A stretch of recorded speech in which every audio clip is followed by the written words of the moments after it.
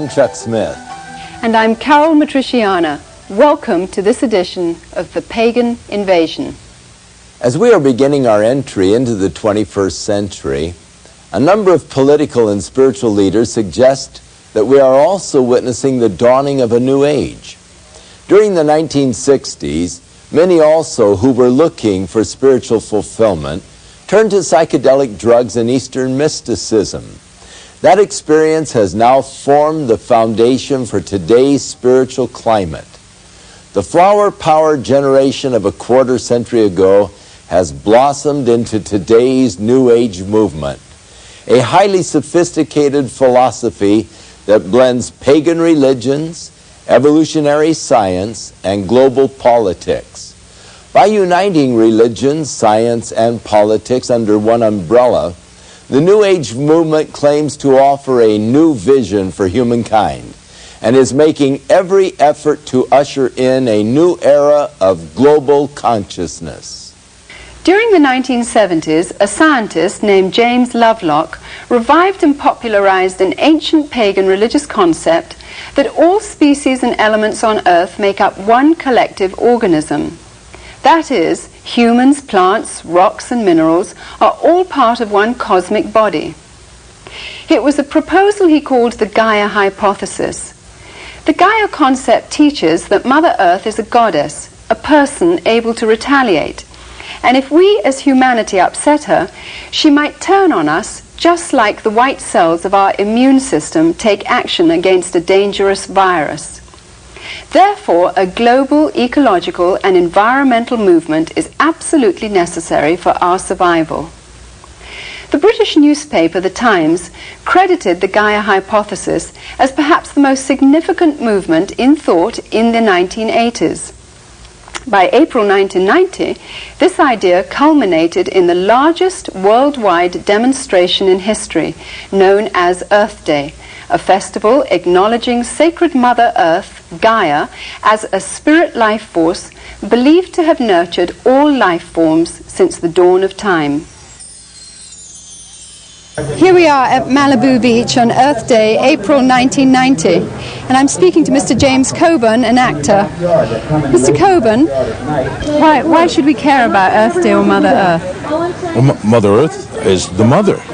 She's the mother goddess. She's the one that we should be praising rather than raping. I mean, all of these people here today are here for one reason, because they're concerned about what's happening to the earth, what mankind is doing to the earth. I mean, the negative emotion that we carry around, a lot of us, is another contributor to it. I mean, it all feeds the moon.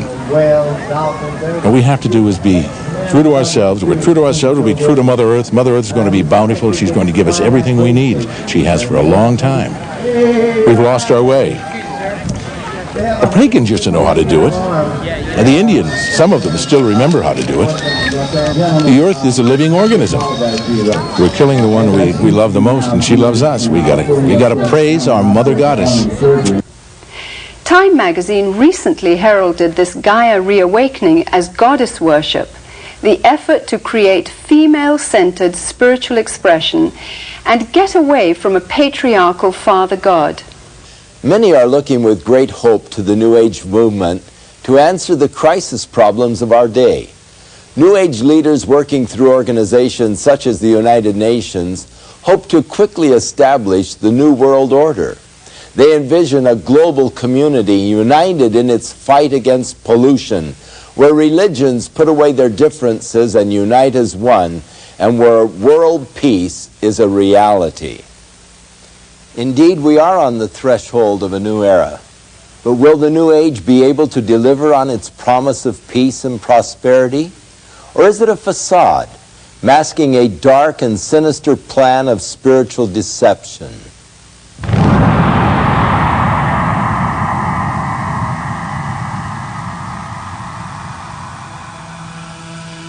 Jesus himself warned us that in the last days many would come claiming to be Christ and Messiah. Our landscape today is literally crawling with individuals claiming to be Christ, and the Eastern gurus are right on the top of the list. There are two things the gurus have done. On the one hand, they've used Eastern-type words that are floating about in the West, words like energy, vibrations, and so on. And they've also used words, phrases, ideas from the Bible, from the teachings of Jesus, misused them, twisted them around to draw people to themselves, to suggest that the things that Jesus was talking about are actually the things they are talking about, when actually it's not so at all. In Holy Bible, it has been explained very explicitly that be ye perfect even as your Father who is in heavens is perfect. And we are also basically the same as He is. The Eastern gurus, the cultists of every description, have taken the terms of the Bible and felt every liberty to redefine them according to their basic presuppositions. God becomes not a personal individual, a spirit with whom we have a personal relationship.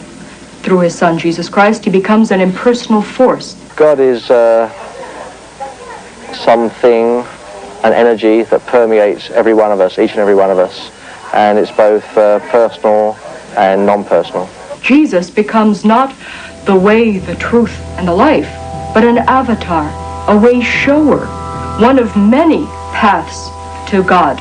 Jesus Christ, of course, was an enlightened master. Bhagwan is another Jesus, another Buddha. Jesus Christ was a great master, like our master is today. The Word made flesh, as the Bible puts it. Ernst Winter has a PhD in international law. He was a diplomat in the Austrian Foreign Service for 10 years, and from 1968 through 78 was a director with the United Nations. My greatest concern really is the growing interest and dedication and application of Eastern mystical thought and practices within traditional Christian groups and churches. There's a vacuum, there's a longing. They want to be filled with, quote, religious experience. Today's New Age teachings falsely claim that Hindu spiritual experiences are compatible with Christianity. And the incredible thing is that so many Christian leaders, through their books, magazines, sermons, radio and TV programs, encourage millions of Christians to seek Christianized Hindu experiences. Many people who are in the Christian church have come to us and have had deeper experiences of spirituality and of God as a result of this meditation. Most Catholic monasteries and most Protestant Bible schools have introduced one system of meditation or another, and they are based upon the practices of yoga. Many of the church people and particular leaders of the churches and denominations look with great hope to Eastern mysticism, that it would bring new life into a dead body. While infiltrating the Christian church, Eastern mysticism is also powerfully influencing world politics. Under the umbrella of the United Nations, countless New Age groups spread their philosophies worldwide. Many UN leaders, UN agencies, and the World Council of Churches with its deep UN ties promote New Age beliefs and practices. The UN has its own meditation room and resident guru, Sri Chinmoy. Even the United States Pentagon has meditation rooms. A graduate of Harvard School of Divinity, Leland Stewart, directs the Unity and Diversity Council, a powerful New Age promotional network that originated with a 1965 directive of the United Nations General Assembly. Unity and Diversity Council is a worldwide coordinating body of what we call it individuals, organizations, and networks looking toward a time in which there will be one single organized energy of networking throughout the planet. Under Stewart's leadership in 1982, this group linked arms with Graham Wilson's Mind, Body, Spirit festivals, forming a vast army dedicated to the merger of all religions into one, under a world leader. I am very interested in the harmony of all religions. It's not just to give birth to another religion, but rather to produce, let's call it, a universal religious outlook through which there can be a new connecting of all cultures and all religions, all races. In this growing consciousness of sharing godliness and looking for a leader to lead everyone into this new heaven, the UN plays a very important role inasmuch as it is a support system. Any group that meets to discuss these matters would be very eager and very careful to have UN sponsorship. Our organization has been represented in the United Nations. We have an office there, and this has been going on for approximately 5 years. We've been involved in all the sessions that are going on in the UN. We've been able to watch and participate, offering meditations and presentations. How is this possible? I think it became possible by the thought and actions of one man in the UN, Robert Mueller, who was continuously emphasizing that the UN has to be a support system to this conditioning of man, to this sharing desire, to this looking for a one world government, for one world leader, and playing down, and I believe myself correctly, that the UN is not that world government, that it is a conditioning device, that it is an aid, a support system. It gives prestige to otherwise completely outlandish groups. The Brahma Kumaris World Spiritual University in India is used by the UN and its members for conferences focusing on world peace and unity. Delegates from all over the world, VIPs, are attending to express their ideas and to experience peace in a very real way themselves. This experience will enable them also to draw up new laws for universal peace. This will be endorsed by heads of state and submitted as a practical form for the United Nations. Many evenings, the UN building is even used for lectures, talks, meditations, enlightenments on how to make one better world. The leaders are asked to meditate and be involved because this is part of their instruction, of brainwashing, and all this is part of the conditioning for the vision of a new world or of a new age.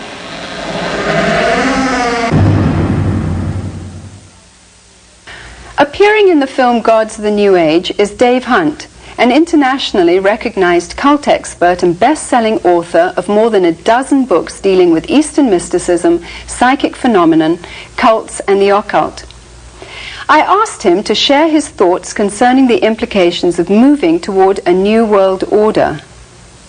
Dave, why are we hearing so much about this new world order? What does that mean? That's most interesting. It was Mikhail Gorbachev, as near as I can recall, who was the first one who mentioned it in Perestroika. Then you had Edvard Shevardnadze before his resignation as foreign minister.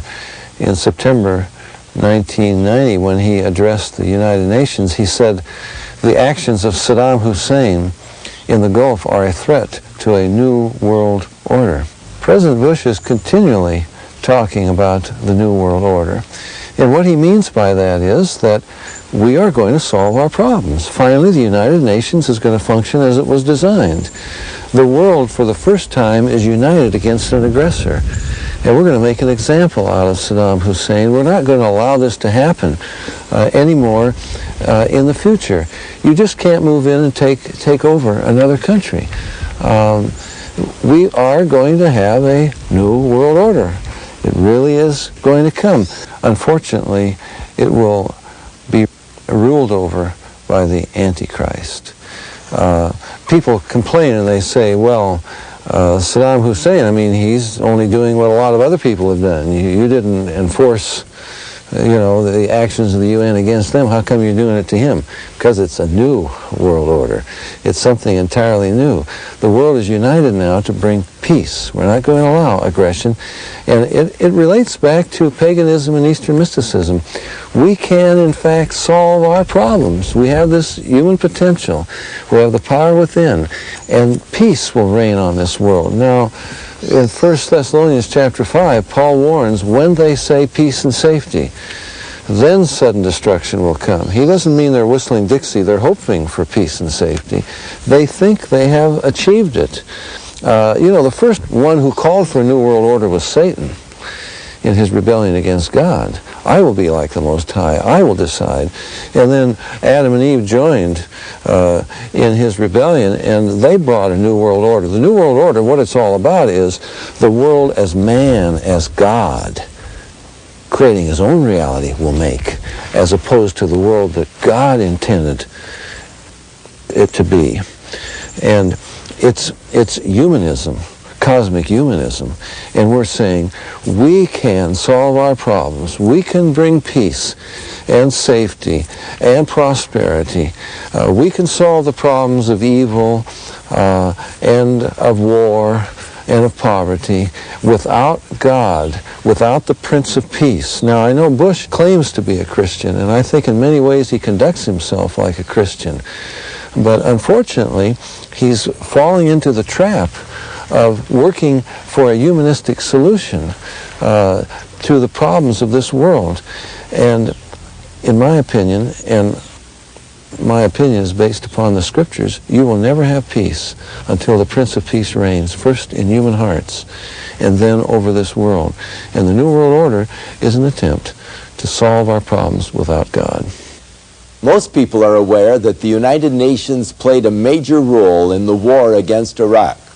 In fact, the United Nations was responsible for not only authorizing the use of force, but for outlining the terms for a ceasefire. Members of the UN believe that Saddam Hussein stood in the way of the dream of achieving world peace. Behind the scenes, the UN has for years been working toward a united world government as well as a united world religion. Not surprising, many of its members have been actively involved in participating and promoting Eastern religious meditation techniques.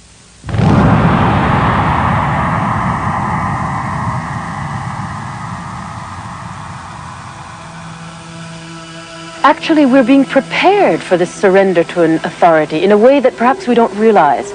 We are going through right now a strange bathing in Eastern concepts of consciousness, states of consciousness, bliss, reincarnation, energies, vibrations, all of these words that have become very commonplace really in the Western languages are also modifying our mind. They are changing our way of thinking. And this changed way of thinking puts us into a mental state, if you'd like, and prepares our intellectual functionings for this surrender.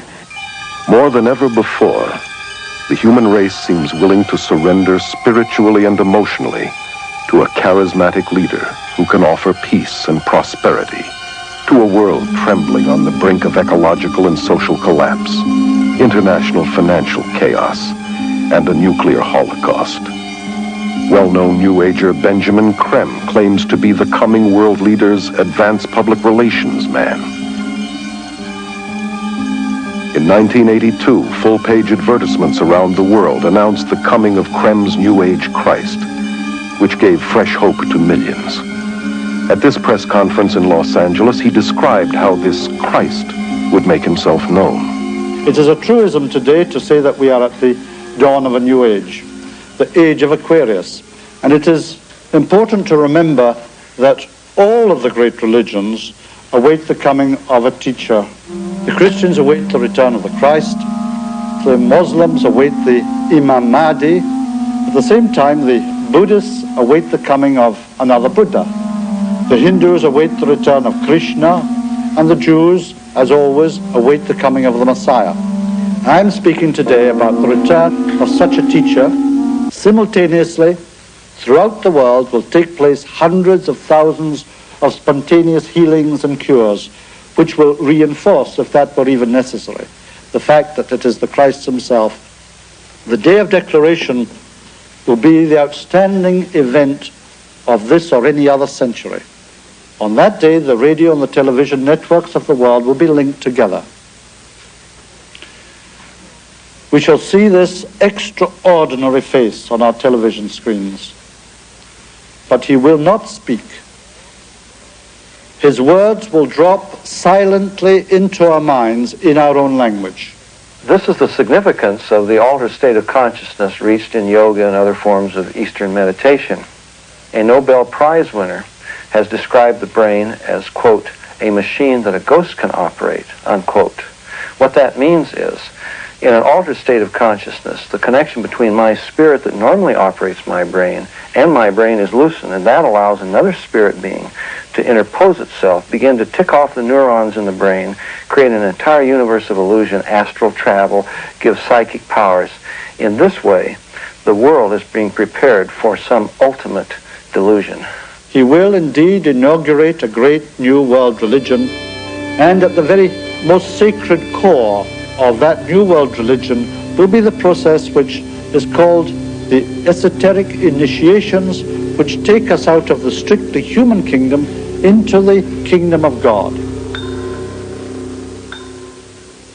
David Spangler, board member of the Planetary Initiative for the World We Choose, which comes out of the United Nations, declares that Lucifer is the same force as Christ, that Lucifer prepares us for our own Christhood, that this is the final Luciferic initiation into the New Age. Benjamin Krem's Christ may not be the world teacher and ruler of world peace as he forecasted, but without question the stage is being set today for what the Bible calls the apostasy, or man's abandonment of God. This climate is ushering in the final actor, the counterfeit, who the Bible predicts must come before the return of Jesus, the true Prince of Peace, who will then reign for 1,000 years.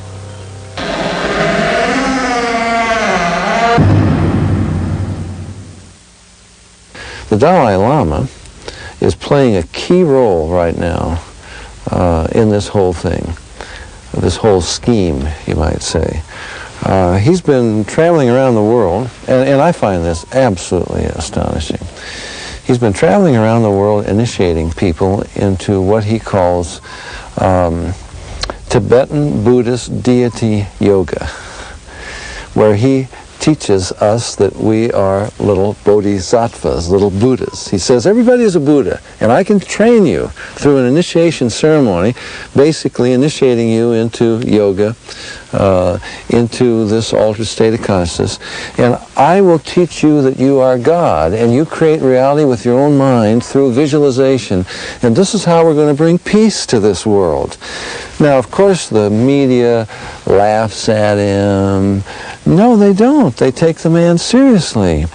And they take him so seriously that he was given the Nobel Peace Prize. I mean, I find that astonishing. That a man who's going to bring peace by turning us into gods who create reality with our mind, he gets the Nobel Peace Prize. The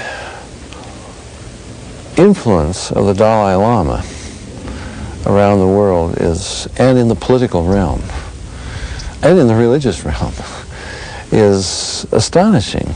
He's embraced. He becomes a spokesperson for peace.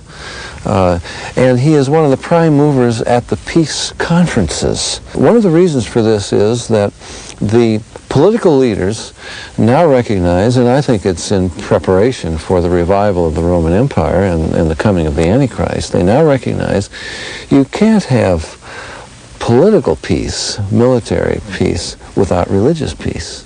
I mean, some of our major problems in the world are religious problems. Hindus against Buddhists in Pakistan or India or wherever it may be, or Muslims against Christians and so forth. And they recognize we're going to have not just a one-world government, but a one-world religion.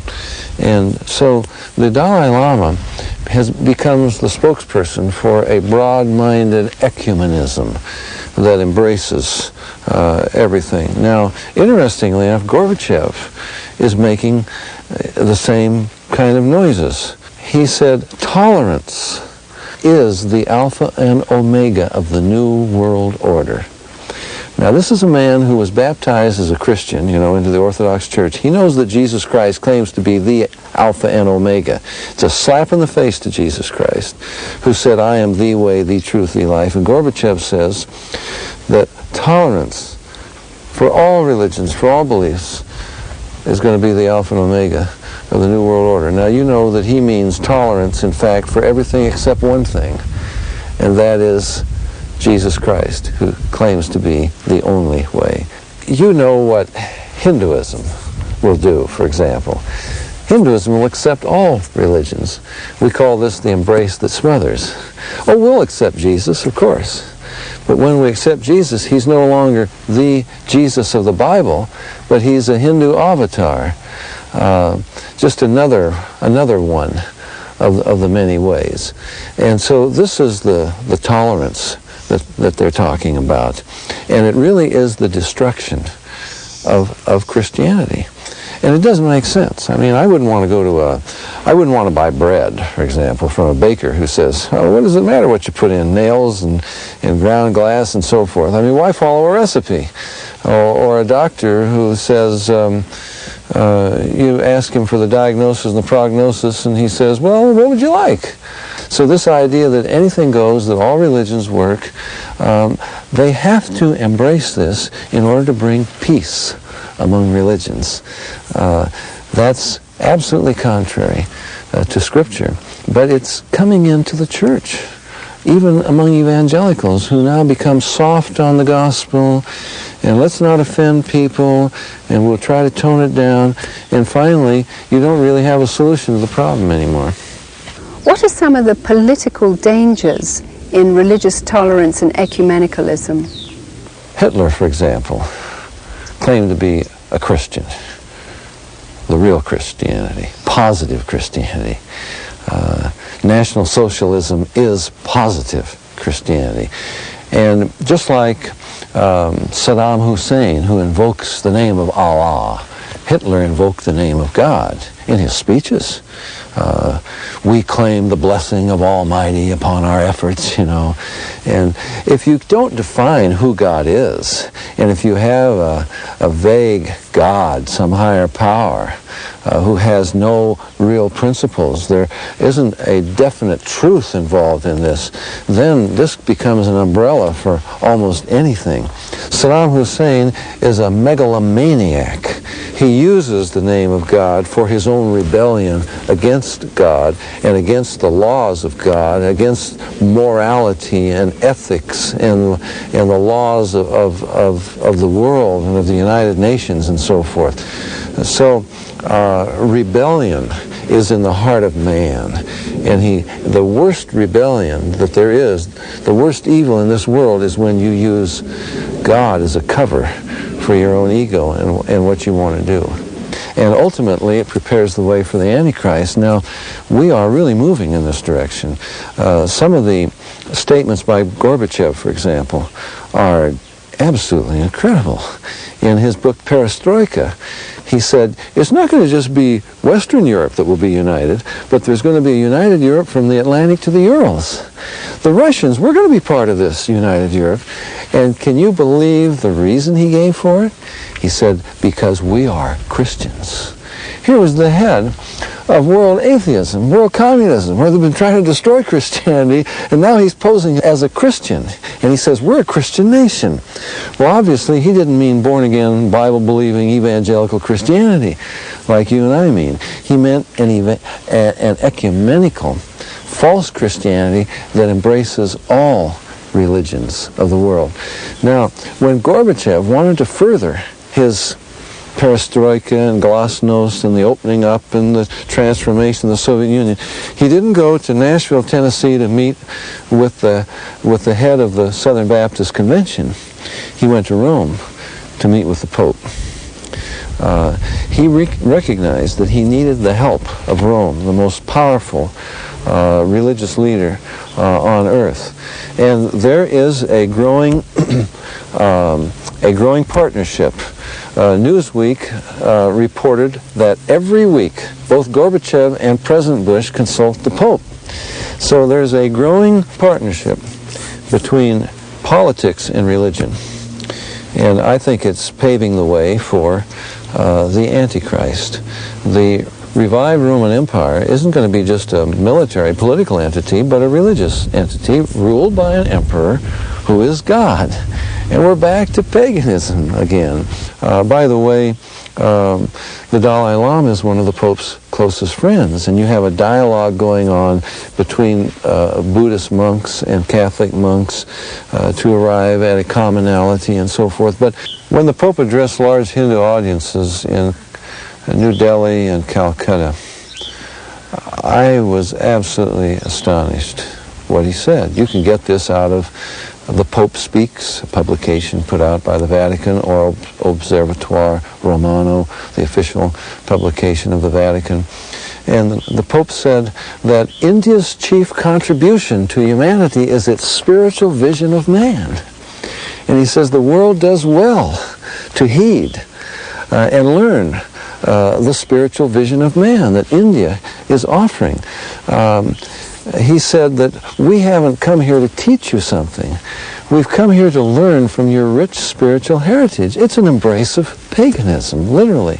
You remember in 1986 when he got, I think, 60 leaders of the 12 major religions of the world to gather at Assisi for prayer. Now, some of these are fire worshippers.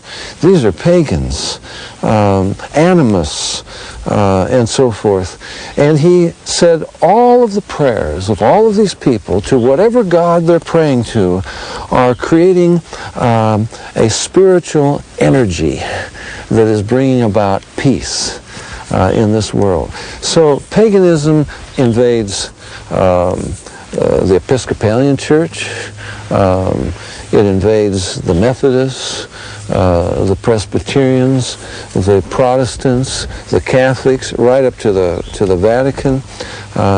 And I would say that we are heading definitely for a one-world religion. It won't be new. It will be the old paganism, dressed up in Christian terminology. Now that's what is most interesting to me, because we're preparing the world and the church for the Antichrist. Anti in Greek has two meanings.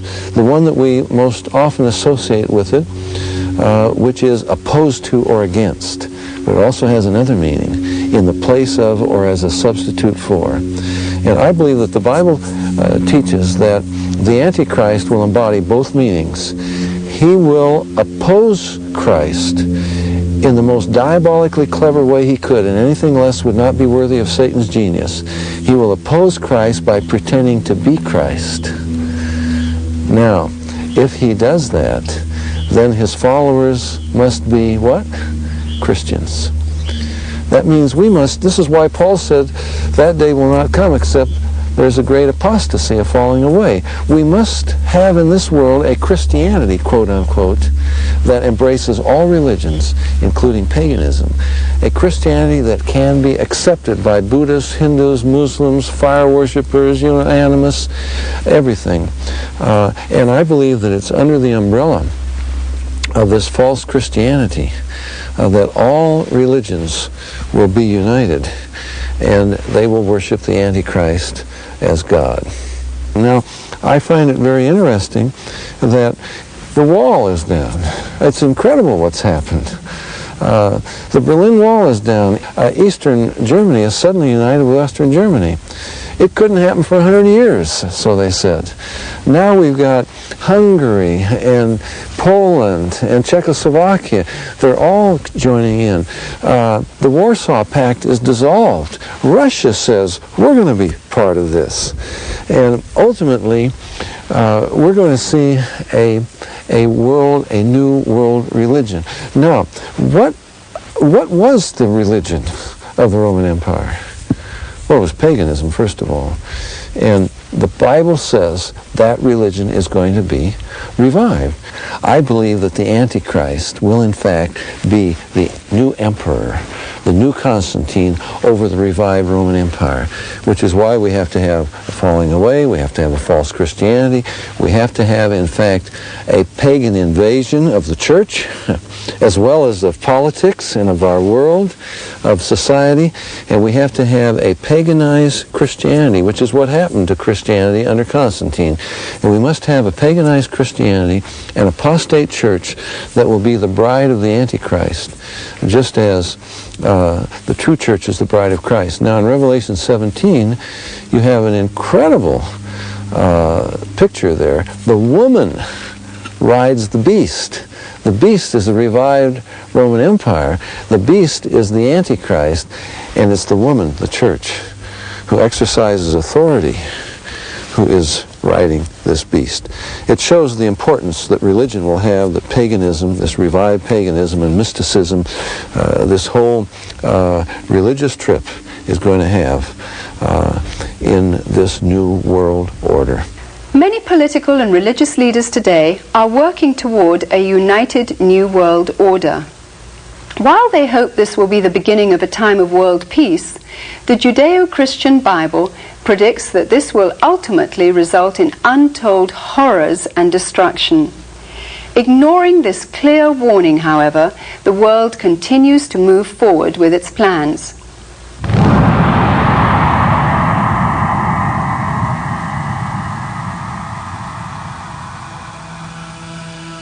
Today's revival of paganism and Hindu practices, which form the heart of the New Age movement, was ironically the same kind of foundation that prepared the way for Hitler's rise to power. The Germany of the 20s and 30s was in social and economic despair and looked for a leader who would free them from the Great Depression. The man with a promise of hope was Adolf Hitler, who claimed he was ordained of God to usher in 1,000 years of peace and prosperity. His hypnotic powers manipulated an entire nation to surrender its collective mind to him. Obsessed with the occult, Hitler drew many of his bizarre ideas from Hinduism. He took the symbol of the swastika as his own, a Hindu symbol of power seen in many of today's temples in India.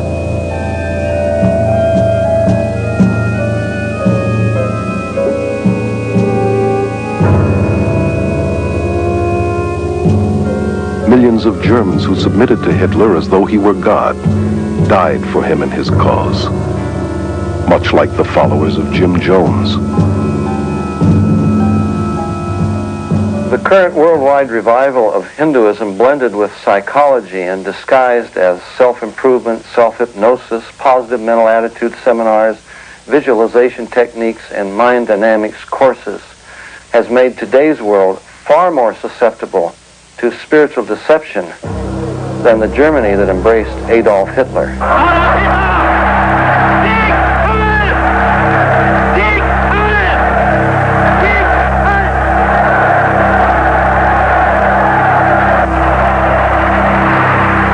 Today, a desperate world is looking for another spiritual leader. Has the human race learned nothing from its own mistakes?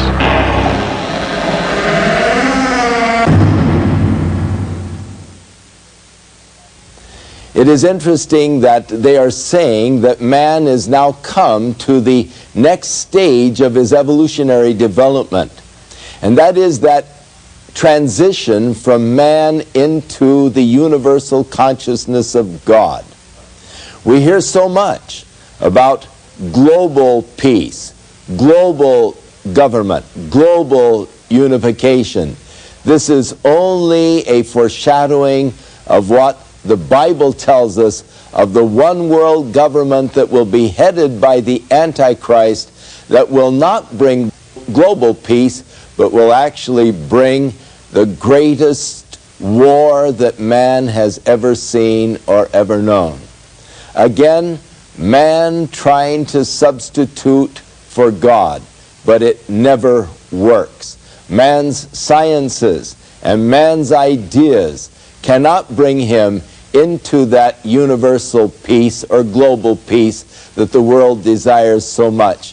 It will not happen apart from the Prince of Peace, Jesus Christ, who will establish God's kingdom upon the earth, and at that time they will beat their swords into plowshares and their spears into pruning hooks. But we await for the coming of our Lord Jesus Christ for true global peace.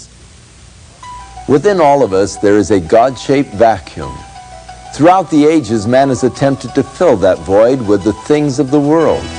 But it is only through a relationship with our Creator that we can be truly satisfied. His Holy Scriptures reveal the way in which we can be reconciled to God, and that is through the provisions of His Son, Jesus Christ. I'm Chuck Smith. And I'm Caryl Matrisciana. Join us again for another edition of The Pagan Invasion.